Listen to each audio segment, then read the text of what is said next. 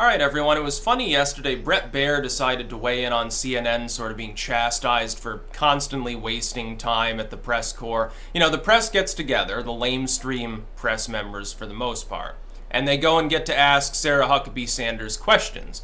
Sometimes that means that they say stupid shit. They ask dumb questions, or they ask the same thing that's been answered 5 times, or they badger her about how evil Trump is. Because they don't like him, and they don't like her. And so the White House comes out and says basically, CNN is constantly being disruptive, fuck you. Maybe not with that colorful language. Bret Baier comes up, well, we here at Fox stand for CNN. They're part of the press corps and they have rights. And I'm thinking to myself, Bret Baier, doesn't this display the fact that Fox News is just another corporate turd outlet just like CNN? Oh, we stand with their ability to disrupt the entire proceedings of our questioning by asking stupid shit and disrupting things and being stupid. Yeah, we stand for their right to do that. Yeah, here at Fox, we don't want to ask any hard-hitting questions of Trump, so we support their right to play bad cop while we play good cop and shill everyone. That's what Fox News does. Just another corporate outlet owned by a multinational firm. And I say this, and people are like mystified. They're like, well, no, Sticks, they stood up for President Trump. I'm like, yeah, okay. They're standing up for him by saying, yeah, it's good that CNN badgers the White House constantly during these questionings and briefings and prevents others from asking more pertinent questions. Because that's exactly what's happening. So I thought that was really dumb. And then I was thinking to myself, it's mystifying to me that people can look at Fox, multi-billion-dollar entity, isn't it? And all the people there that get 7- and 8-figure salaries in order to come on the TV and lie to you constantly, and that you have more faith in them because of, fucking Tucker Carlson or something.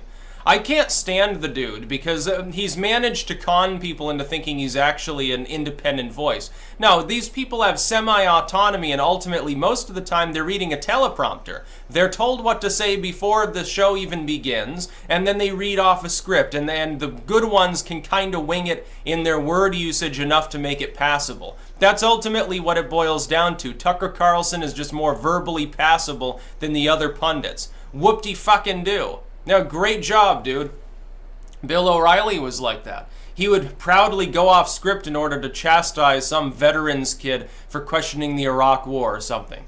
Or he'd go off script and just start ranting about the war on Christmas. Oh my God, I went to the store today and they didn't have a nativity. They had a Christmas tree. I was so offended that I took my family and left, and now I'm organizing a boycott of their fucking business. And Bill O'Reilly comes out. He's like former biggest Fox pundit with the highest rating. He's got millions and millions of dollars in the penthouse lifestyle and does creepy shit on the phone. And he comes out like with his fucking podcast on Twitter like a few weeks ago. He's like, well, the corporate media just doesn't get it. The people want independent voices. And I'm thinking, so basically, you're Darth Vader if Darth Vader had survived and then, decided to go back to teaching actual Jedi ways or something. He's gonna have an Ewok farm or something now. It's crazy. Bret Baier is just a fucking moron. He's a corporate neocon. And I think all of you probably understand that, but then you give a pass to Fox, but you're like, yeah, but they're the least of all evils in the corporate media. Well, that's not saying much. This turd hasn't been in the sun as long. It's got fewer flies around it. It's got less weird drippage coming out from under it. I think that I'll scarf this one down. It's like I've used the example. If somebody offered you, hey, here's a platter of shit, and you can choose which shit you want. Do you want the lumpy shit, the slimy shit, the really dry, dehydrated shit, the hairy, strewn, corny shit? You'd probably say, what are you talking about? I don't want to eat shit at all. And yet when it comes to politics or to corporate news, people always choose a piece of shit, it seems.